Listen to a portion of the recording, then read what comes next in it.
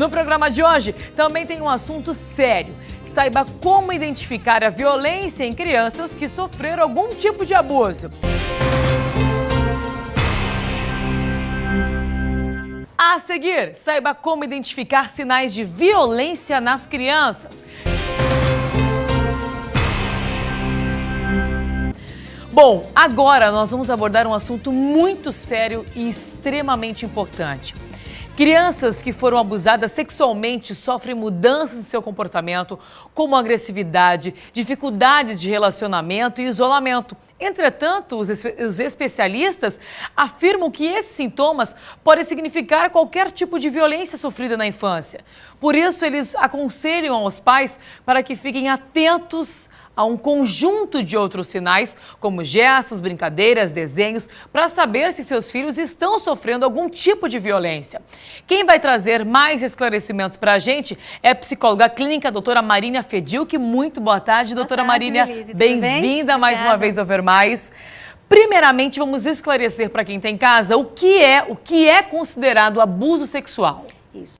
Nós tivemos uma mudança na lei, né, há pouco tempo atrás, em que abuso sexual hoje é considerado qualquer forma de exposição da criança à sexualidade de uma idade que ela não está pronta. Por exemplo, expor a criança a fotos pornográficas é um abuso sexual, tá? Tocar na criança de forma sensual é abuso sexual. Expor a criança a relações sexuais, por exemplo, pais que não têm o cuidado com o quarto onde dorme ou colocam a criança a dormir junto e expõe a criança ao risco de poder ver uma relação sexual, isso é considerado abuso sexual também, né? Então, tocar a criança, qualquer forma de sexo oral. Mas não teve penetração. Mas se teve sexo oral, teve toques, é abuso sexual. Tá? Então, essa sensação de colocar a criança numa situação em que ela não tem maturidade para estar vivendo. Quem é capaz de abusar uma criança sexualmente? Normalmente a gente imagina que a gente vai ter um indicativo da pessoa, né? Ela vai indicar pra gente que ela é um pedófilo.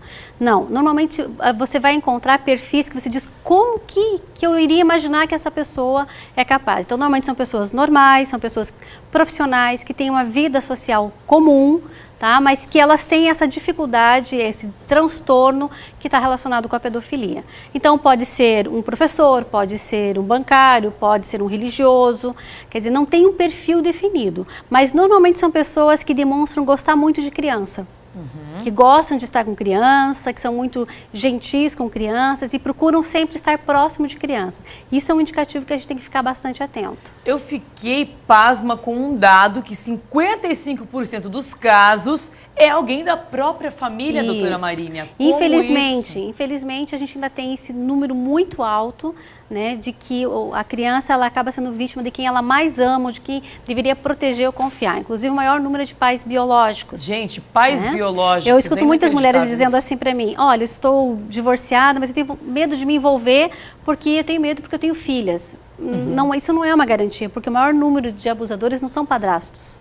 Nossa. São pais biológicos. E né? os pais têm que estar atentos ao que exatamente? Bom, eu concordo com a psicóloga americana que escreveu o livro Os Predadores, quando ela diz que a gente tem que evitar de usar lentes cor-de-rosas para olhar para o mundo. Olha só. É melhor nós pecarmos por excesso de zelo aos nossos filhos do que algo ou expor ele a riscos. Com certeza. Né? Então, a primeira coisa é você estar sempre atento a qualquer mudança de comportamento no seu filho. Tá? E cuidar com esse excesso de confiança que a gente acaba tendo, né?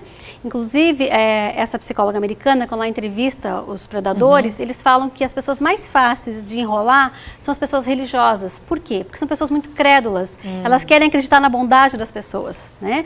E aí eles acabam manipulando, então acaba se envolvem a família, ganham a confiança da família e acabam abusando da criança. Nossa. Mas isso pode acontecer dentro da própria família, às vezes um tio, um avô. Então, é ficar muito atento a perceber teu filho e orientar.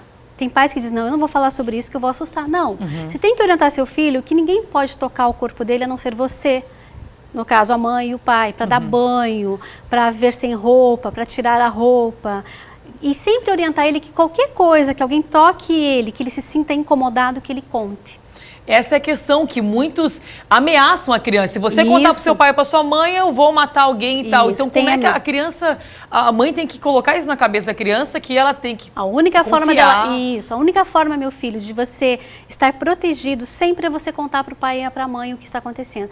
Mesmo que te falem a coisa mais horrível, o papai e a mamãe são as únicas pessoas que podem te proteger, né? E aí você tem que ficar atento, porque a criança dá sinais. Não existe nenhum pedófilo, nenhum abusador que seja tão hábil que consiga impedir a criança de mudar o comportamento. Que sinais são esses? Bom, ansiedade excessiva, a criança passa a ser muito ansiosa, dificuldade de dormir, ela começa a ter ou dormir demais ou dormir de menos, pesadelos noturnos, alteração no apetite, comer de mais ou de menos, tá? E quando tem abuso sexual, você tem que ficar observando o comportamento, porque às vezes começa a ter indicativos sexuais, masturbação muito precoce, tá? Se tocar na área genitais ou demonstrar muito medo ao toque. Então, a criança vai dando sinais e dificuldades de aprendizagem quando antes elas não tinham. Ia bem no colégio, estava tudo bem, de repente as notas começaram a baixar, o comportamento na escola começou a ficar agressivo, e aí você começa a perceber que algo está errado. Teu filho não vai mudar de um dia para o outro se não houver razões. Que consequências isso pode trazer para uma criança lá no futuro?